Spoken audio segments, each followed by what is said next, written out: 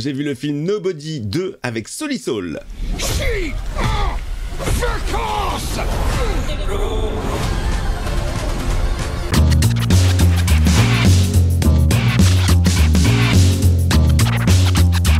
Hey, salut tout le monde, c'est Miko. Bienvenue sur la chaîne, je vais vous parler du dernier film que j'ai vu au cinéma.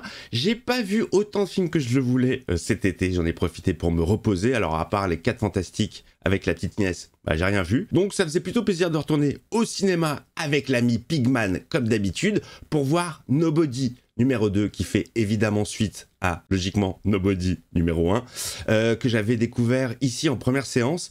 Et c'était une petite claque plutôt très sympathique, une belle surprise, un film bourré d'action, complètement décomplexé, en mode John Wick, une très belle surprise, je me souviens d'une réalisation assez léchée, des plans comme je kiffe, montage aux petits oignons et des scènes d'action assez jouissives, servies par un Bob Odenkirk qu'on avait plus l'habitude de voir dans Breaking Bad ou Better Call Saul. Les amis, Breaking Bad et Better Call Saul, avant de les voir ces séries, j'en entendais beaucoup parler comme étant des masterclass, des séries à voir absolument dans sa vie. Bon, je le confirme, hein. Après les avoir vus, je peux vous le dire, si vous n'avez jamais vu ces deux séries, vous pouvez foncer. Et si vous n'avez pas le temps, bah vous avez toutes mes vidéos, vous avez un espèce de résumé. Un épisode de 45 minutes se transforme en 20-22 minutes. Et vous avez tous les épisodes. Et regardez ces séries, elles sont extraordinaires. Donc Bob Odenkirk, un rôle complètement à l'opposé de ce qu'il nous a proposé dans son rôle d'avocat. Où là, oui, là c'est un rôle d'action où il fait tout péter. Et ça lui va super bien. C'était une très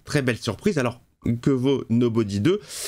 Bah les amis, c'est très mauvais. C'est-à-dire qu'on prend exactement les mêmes recettes, mais en moins bien. Alors pour l'histoire, on retrouve donc Hutch et sa petite famille en vacances à Plummerville, une espèce de centre de parc d'attractions hôtelier un petit peu cheap, mais qui sert surtout de plaque tournante à la grande méchante du film, interprétée par Sharon Stone. Alors, je vous cache pas que j'étais en kiff de retrouver Sharon Stone. Je suis très fan de Sharon Stone. Personnellement, je l'ai découvert gamin au cinéma dans Total Recall. J'ai été subjugué par sa beauté, par ses yeux de chat hypnotiques. Je l'ai suivi par la suite évidemment dans Basic Instinct, qui nous a tous servi de un peu de film no port à l'époque. Non, très belle femme et très bonne actrice. Bon bah écoutez les amis, c'était très difficile. 1h29 qui semble durer 3 heures. Une réal complètement plate. On reprend exactement la même intro, la même outro que dans Nobody 1. On reprend des effets de style au début du film d'une journée assez répétitive, sauf que c'est très mal exécuté. Clairement, tu sens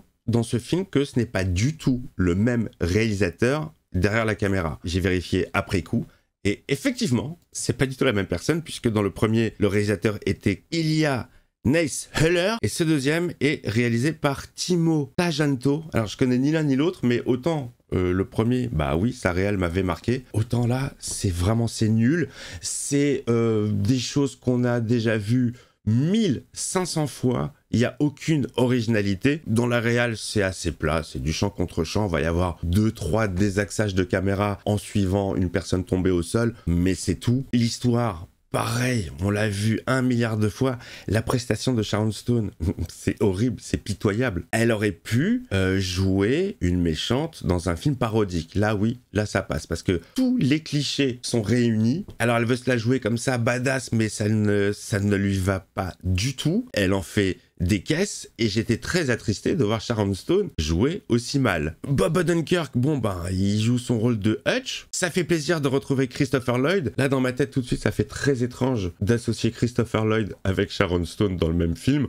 Bon, Christopher Lloyd, pour nous, ça restera évidemment à jamais le docteur Emmett Brown. On retrouve les gosses, on retrouve RZA. Je vois qu'il y a Michael Ironside. Je ne l'ai pas du tout reconnu, je ne l'ai pas vu dans le film. Je découvre là qu'il est sur l'affiche. Aucun souvenir. Il y a Connie Nielsen qui joue l'épouse de Hutch, qui elle s'en sort magnifiquement bien, je trouve, par rapport à Sharon Stone, qui est beaucoup plus crédible en mère de famille, qui essaye de recoller les morceaux avec son mari, qui a une activité peu commune, qui va se révéler plutôt badass en fin de film. Alors là, pour le coup, Connie Nielsen, magnifique. Dans le rôle hyper crédible, elle s'en sort. C'est à peu près la seule qui s'en sort. Sinon, voilà, le film est bourré de clichés. Les scènes d'action, oui, Le film est super généreux en scènes d'action, mais voilà, c'est des scènes qu'on a déjà vues 1 milliard de fois.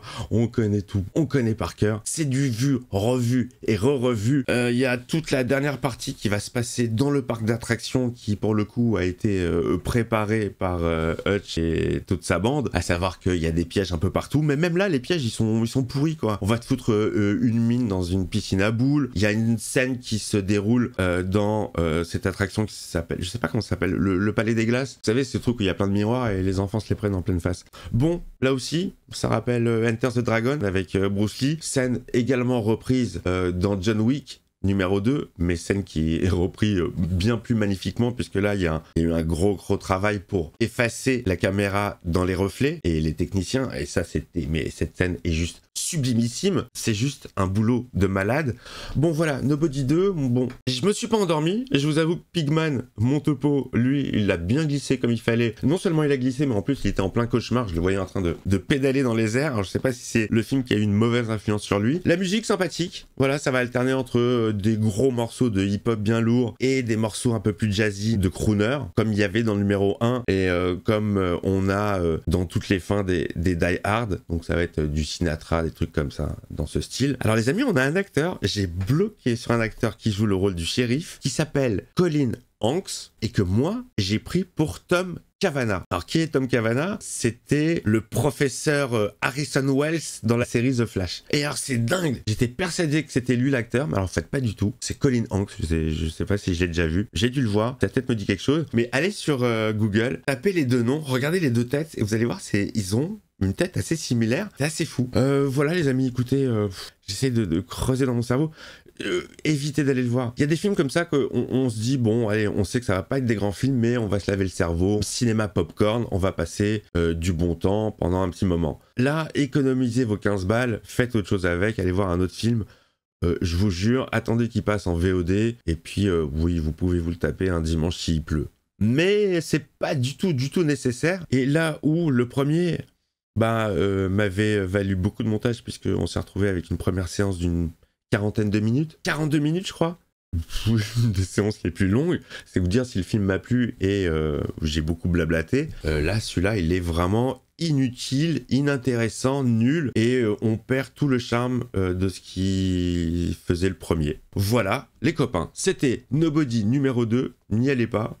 Économisez vos sous, je vous embrasse, laissez-moi le petit pouce, le petit commentaire si vous l'avez vu, si vous l'avez kiffé, mais je pense pas. C'est vraiment le film super oubliable. Et bon, c'est plutôt dommage parce que j'aime bien Bob Odenkirk. Lui, il s'en sort pas mal, hein. Lui, il fait le taf. Mais l'histoire, elle est pourrie, et ouais, c'est bourré de clichax. Voilà, à plus les potos, ciao ciao.